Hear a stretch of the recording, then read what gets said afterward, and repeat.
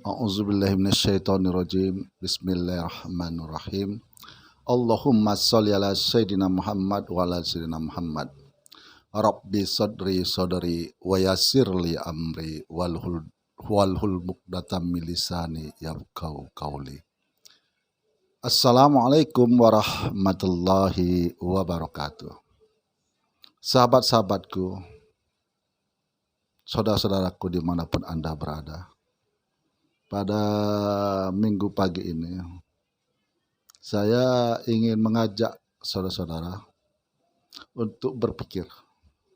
Kalau diperintah di dalam Al-Quran, kitab suci kita, firman Allah, berpikirlah kamu. Kenapa Allah menyuruh kita berpikir? Kenapa? Kalau tidak berpikir, so what? Kalau aku tidak mau berpikir, kenapa rupanya? Kan? Nah, disinilah kaitannya. Kita itu disuruh Allah untuk berpikir supaya nak selamat dunia dan akhirat. Sekali lagi, Allah perintahkan kita untuk berpikir supaya nak selamat dunia dan akhirat. Di YouTube baru-baru ini ramai nih masalah sedekah, masalah investasi, ya kan, banyak yang dirugikan, ya kan. Nah, disinilah Allah sudah menyuruh kita untuk berpikir supaya jangan kita ini merugi di dunia dan merugi di akhirat. Nah, jadi sebelum mengambil keputusan itu kita berpikir supaya kita selamat. Jadi kalau kita cuma hanya sekedar tertarik dengan satu tawaran, ya kan, dan berharap, ya kan, mendapat imbalan balik, ya kan. Nah, disinilah letaknya kita jadinya orang yang merugi, karena nafsu di sini kita sudah bermain. Nafsu apa? Nafsu Doraemon. Aku ingin begini, aku ingin begitu, ingin itu banyak sekali. Akhirnya kita meminjam uang, menginvestasikan uang kita. Ingat dulu, pada tahun-tahun berapa saya lupa tuh, itu ada kasus marketing multi level. Nah, salah satunya BMA. Orang yang baru-baru masuk, ya kan, itu pada umumnya beruntung. Tapi gitu investasinya semakin membesar, akhirnya yang belakang masuk merugi. Karena orangnya berhembus, lari, cicing. Nah, yang merugi ya yang menanam modal. Akhirnya merugi, menuntut, ada yang menyewa pengacara, akhirnya apa hasilnya? Nihil, nggak dapat apa-apa. Nah, itu kasus dulu, kalau saudara-saudaraku ingat, sahabat-sahabatku ingat, itu kasus multi marketing level. Nah, saya waktu itu ditawarkan juga, tapi saya nggak mau, karena bagi saya ngapain saya berinvestasi. Kalau saya investasi, tentu investasi yang resmi, yang diakui oleh negara, seperti reksadana, pembelian saham, ada pusat saham. Lebih bagus saya pergi ke sana.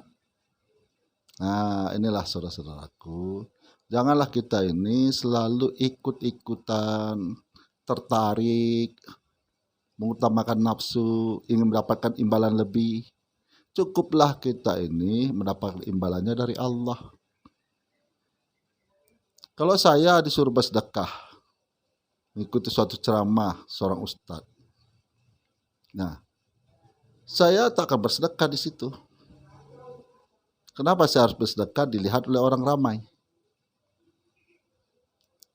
Nanti saya takutkan dalam diri saya akan timbul riya. Walaupun sedikit timbul riya di dalam diri saya, maka sedekah saya tak diakui, tak diterima. Lebih bagus saya bersedekah dengan mencari anak yatim piatu, anak-anak telantar, saya datangi mereka, saya beri uang saya. Jadi yang menyaksikan cukup Allah. Saya tak berhajat disaksikan oleh makhluk, karena makhluk itu sama dengan aku. Gitu. Nah, disitulah kita harus berpikir dalam hal dunia dan akhirat. Karena setiap untayan doa kita, fit dunia wal akhirat, selamatkanlah aku di dunia dan selamatkan aku di akhirat. Nah, inilah sahabat-sahabatku, saudara-saudaraku dimanapun Anda berada. Janganlah kita selalu ikut-ikutan. Ikutilah perintah di agama kita, firman Allah untuk menggunakan pikiran. Supaya kita ini nak selamat di dunia dan di akhirat. Tidak merugi dunia dan tidak merugi pula di akhirat. Nah, sekarang andai kata saudara bersedekah, boleh tidak kita sebutkan, saya dari hamba Allah, ini orang ramai nih, saya dari hamba Allah memberikan sedekah 5 juta. Boleh enggak? Boleh. Tergantung kepada niatnya. Kalau niat kita tadi menyebutkan dari hamba Allah 5 juta untuk menggerakkan jemaah yang lain supaya ikut menyumbang bersedekah, maka tidak dibolehkan. Tapi niat kita tadi karena Allah untuk menggerakkan umat-umat yang lain, jemaah-jemaah yang lain untuk ikut-ikut bersedekah. Nah, disitulah kita nih dalam hidup jangan hanya sekedar tertarik kepada satu tawaran. Pikirkan dan renungkan sebelum kita mengambil keputusan. Nah, jadi kalau kita sudah mengambil keputusan ternyata merugikan, ya risiko kita. Karena kita sudah berpikir. Itu saya pernah juga nih. Jadi saya dulu pernah ada orang, saya menjual rumah. Jadi sisa uang saya itu belum dikembalikan itu 5 juta. Sudah 3 kali saya tagih, ya kan? Tapi dijawab selalu tidak punya uang, tidak ada punya uang. Tapi saya dapat berita dari luar, setiap usaha yang diusahakannya selalu bangkrut. Setiap usaha dia bangkrut, setiap apa yang diusahakannya selalu bangkrut. Akhirnya saya datangi lagi, saya katakan, sudahlah, tidak usah kamu bayar di dunia ini. Kamu bayar aja besok setelah di akhirat nanti. Setelah kamu meninggal, saya meninggal, nah disitulah kamu akan membayar saya. Carilah saya di situ. Dah saya pergi, assalamualaikum. Saya tidak ada mendoakan dia yang jelek-jelek. Saya pasrahkan aja. Nah, uang ini yang 5 juta saya udah lupakan. Tidak tahu seketika dia datang ke rumah. Assalamualaikum, waalaikumsalam. Oh ibu silakan masuk bu. Ini pak saya membayar hutang saya pak yang 5 juta itu. Tapi uang saya ada 3 juta pak. Oh ya tidak apa-apa. Nah, udah dibayar 3 juta, tinggal 2 juta. Pak yang 2 juta itu kata bapak kemarin ada janji untuk membayar ini sama ini. Padahal saya tidak ada janji. Ya kan? Nah, akhirnya saya yakan aja. Iya, udahlah kayak gitu. Kalau memang nanti bayar aja lah berapa yang saya janjikan bayarkan aja. Sisanya nanti kasih sama saya. Ya pak, katanya. Dah saya lupakan aja. Coba bayangkan kita mencari orang mulai dari Nabi Adam sampai umat yang terakhir yang mengalami kiamat itu. Hanya mencari kita untuk minta dihalalkan. Mana mungkin lagi dihalalkan. Itu sudah ada perhitungan Allah. Itu. Nah, jadi di sini juga lah, ingatlah bahwa Allah itu akan memperhitungkan setiap amal dan dosa. Walaupun seberat biji sarah. Allah akan tetap perhitungkan. Allah tidak akan merugikan hamba-hambanya di yaumil kiamah, di hari berhisab. Jadi kita pun seperti itu, saudaraku, sahabatku.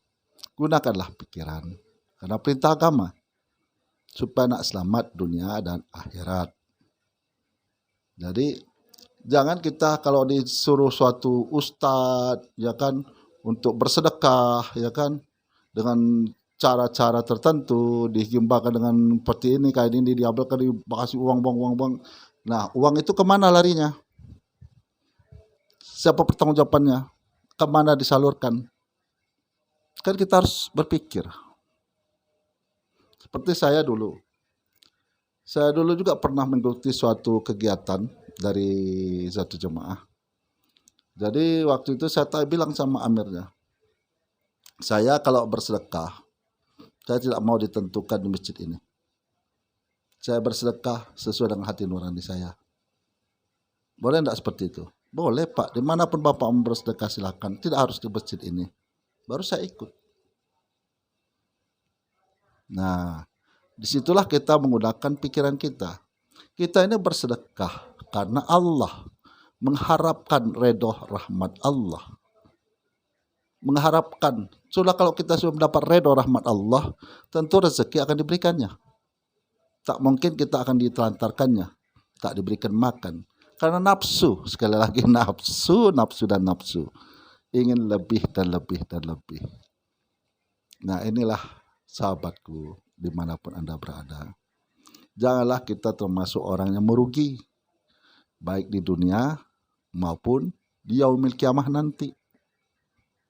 Ingatlah selalu, Allah itu tidak pernah tidur.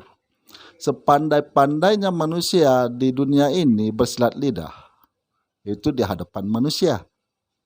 Nanti di hadapan Allah yang maha adil, di hari berhisab, keluh lidah, pekak telinga, buta mata.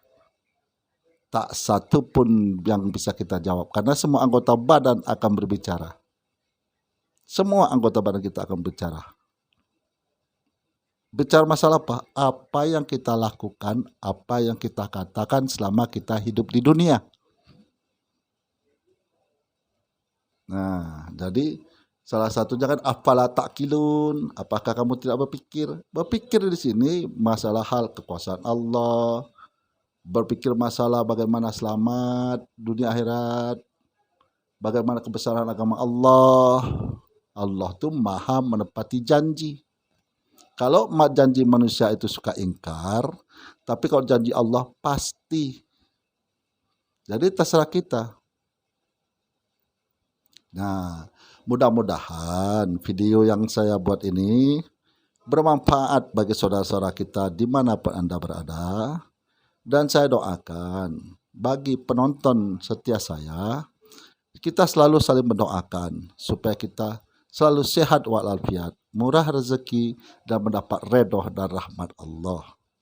Akhirul kalam, saya akhiri dengan Assalamualaikum warahmatullahi wabarakatuh.